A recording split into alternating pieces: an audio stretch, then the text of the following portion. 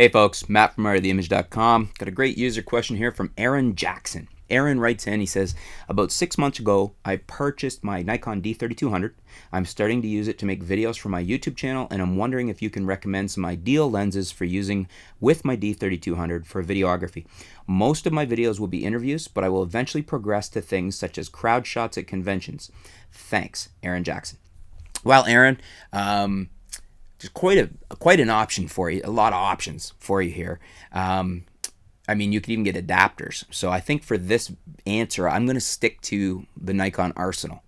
What I was meant by adapters is you can use a lot of different lenses on your Nikon body manually with adapters. But let's stick, because you're with the D3200 and you're just, sounds like you're newer to things as far as what lenses to use and whatnot. So we'll stick with what's in the Nikon lens lineup that will autofocus for you.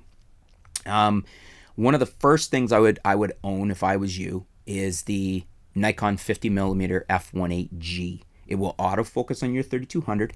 It's one of the sharpest lenses in the pack. Best bang for your buck in the entire Nikon lens arsenal. Sharp as a tack, f1.8, so super fast, low light lens, give you some background blur ability, nice bokeh, the whole bit. That is always my number one recommendation if you do not own a fast prime yet. Best thing to do, because you won't regret buying it later either. You'll hang on to that lens forever. It's beautiful. What else would I recommend? The 35mm f1.8G, and you could buy that instead of the 50 if you preferred a little wider perspective, because that's a very economical lens as well. Both of them around $200. I'll put some links below for you. You can check it out. Yeah, 35 f1.8G, very high performing lens. Again, very fast, f1.8, very good lens, very good bang for the buck. As far as some zooms, you may want to look into like a wide, something, if you're looking, to give you that different look for your video, something like a Sigma 10 to 20, and those are more economical than, say, my favorite, which is the Sigma 8 to 16, which is the one I would buy if you have the money. But the 10 to 20 is almost as good for less price, and you can often find them used. Again, I'll put some links below. You can check them out.